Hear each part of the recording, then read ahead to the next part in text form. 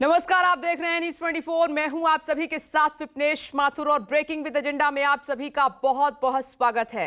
हिमाचल में पुरानी pension BJP की बढ़ाएगी टेंशन, यही है बड़ा सवाल आज का। ब्रेकिंग विद एजेंडा में आज चर्चा हिमाचल चुनाव की करने वाले हैं। 2 दिन बचे हैं, उसके बाद वहां पर वोटिंग का सिलसिला 12 नवंबर को शुरू होगा। सुबह से ही मतदान होने में महज 69 घंटे का समय शेष बचा है और सियासी दलों का प्रचार अभियान तेज हो चुका है। चर्चा इसीलिए आज की अहम है क्योंकि हिमाचल में चुनाव से ठीक पहले सबसे बड़ा चुनावी मुद्दा ओल्ड पेंशन स्कीम बन गया है। और कांग्रेस पार्टी का अगर आप मैनिफेस्टो देखेंगे तो उसमें यह सबसे बड़ा वादा इस बार हिमाचल के वोटर से किया गया है, जिसकी काट बीजेपी यूनिफॉर्म सिविल कोड से खोजने की कोशिश कर रही है। लेकिन क्या कांग्रेस के वादों के आगे बीजेपी के इरादे टिक पाएंगे? और इसी मुद्दे पर आज करेंगे सटीक विश्लेषण। कल हिमाचल में चुनाव प्रचार थम जाएगा शाम को।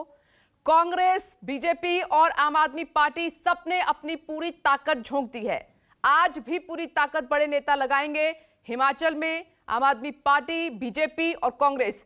पीएम मोदी खुद बीजेपी के लिए मोर्चा संभाले हुए हैं लगातार। आज वो चंबी और सुजानपुर में रैलियां करने वाले हैं, तो कांग्रेस की ओर से उनके अध्यक्ष मल्लिकार्जुन खड़गे आज शिमला और सोलन में जनसभा को संबोधित करेंगे। आम आदमी पार्टी की ओर से संजय सिंह चुनाव प्रचार करते हुए आपको नजर आएंगे।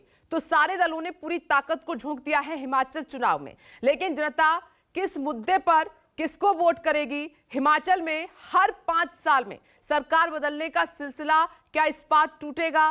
क्या इस बार राज की जगह रिवाज बदलेगा? इस मुद्दे को भी खंगालेंगे, इसको भी हम छुएंगे, विश्लेषण करेंगे इसका। कांग्रेस की घोषणाएं भारी पड़ेंगी या बीजेपी की? चर्चा शुरू करें उससे पहले जीत के लिए जो सियासी बयानबाजी हुई है उनको सुना देते हैं, सुनिए। कुछ लोग हैं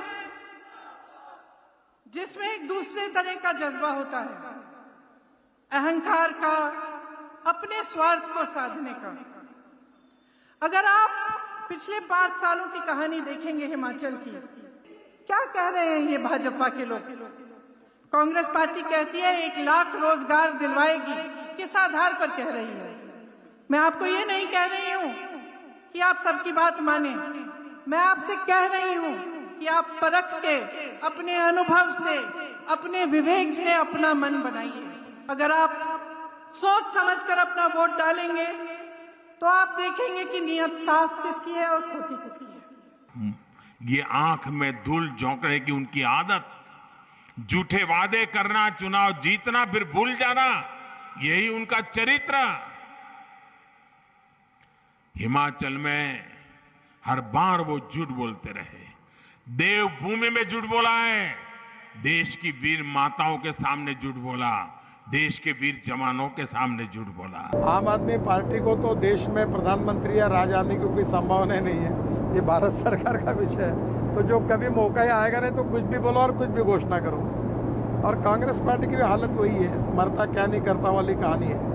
तो मुझे लगता है कि आपने ऑलरेडी हमारे डिफेंस के जो निवृत्त कर्मचारी हैं उनके लिए बहुत अच्छी स्कीम बनाकर हमने उनके साथ न्याय किया है। और निश्चित रूप से हम जब भी उनकी समस्या आती है तो उनके सुलझाकर हमने लगातार उसको निपटाने की कोशिश भी की। सीएम हिमाचल प्रदेश के माननीय ठाकुर साहब, उनके पास जब कहने कुछ है नहीं तो जनता को भ्रमित कर रहे हैं कि खजाना खाली है।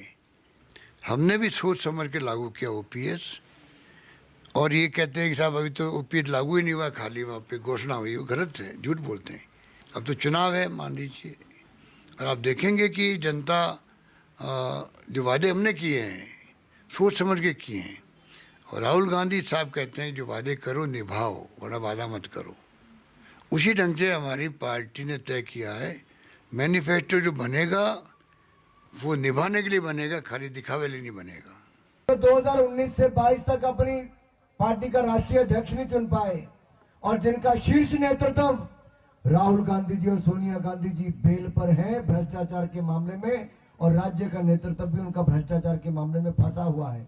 क्या आप उनके भ्रष्टाचारियों के साथ जाओगे? तो ये तो बयान रहे एक दूसरे पर हमला करके अपने जीत को सुनिश्चित करने वाली ये स्टेट नमस्कार, मैं हूं मानक गुप्ता। अगर आपको हमारा ये वीडियो पसंद आया हो तो इसे लाइक और शेयर जरूर करें और हां, हमें सब्सक्राइब और फॉलो करना ना भूलें ताकि आप देश और दुनिया की कोई खबर मिस ना करें। तो जुड़े रहिए हमारे साथ और देखते रहिए न्यूज़ 24।